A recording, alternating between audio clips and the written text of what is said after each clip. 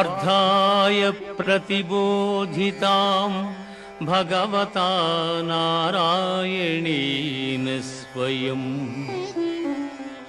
व्यासेन ग्रथितां पुराणमुनिना मध्ये महाभारतम्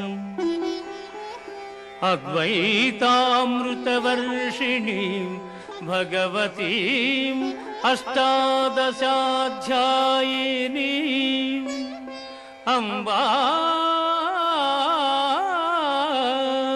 त्वामनुसन्दधामि भगवद्गीते भवद्वेषिणीं भगवद्गीते भवद्वेषिणी। భగవద్గీత మహాభారతము యొక్క సమగ్ర సారాంశము. భక్తుడైన అర్జునునకు అనర్చిన ఉపదేశమే గీతా సారాంశము.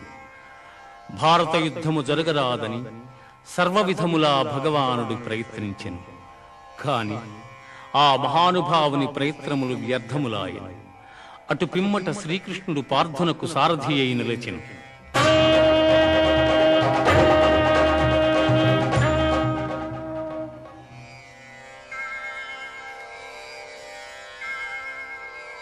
యుద్ధరంగమున అర్జునుని కోరిక మేరకు రథమును నిలిపెను. అర్జునుడు ఉభయ సైన్యములలో గల తండ్రులను, గురువులను, మేనమామలను, సోదరులను, మనుమలను, మిత్రులను చూచి హృదయము ద్రవించి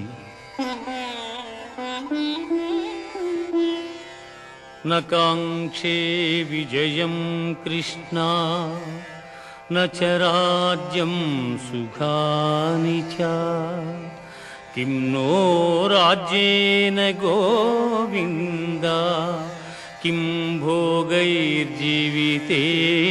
వా కిం భోగైర్జీవితేన వా.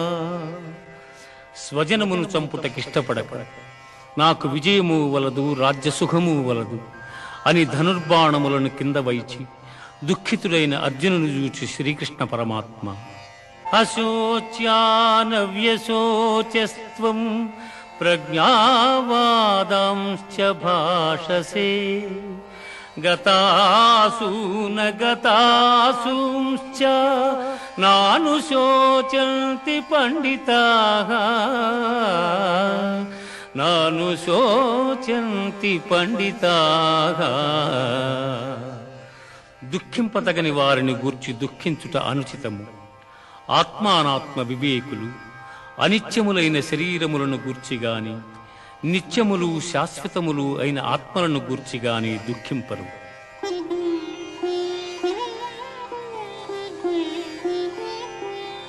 దేహినోస్మిన్ యథా దేహే కౌమారం యవ్వనం జరా తథా దేహాంతర ప్రాప్తి ధీరస్తత్ర న ముహ్యతి. జీవునకు దేహమునందు బాల్యము, యవ్వనము, ముసలితనము ఇట్లు మరొక దేహమును పొందుట కూడా అట్లే. కనుక ఈ విషయమున ధీరులు మోహమునందరు.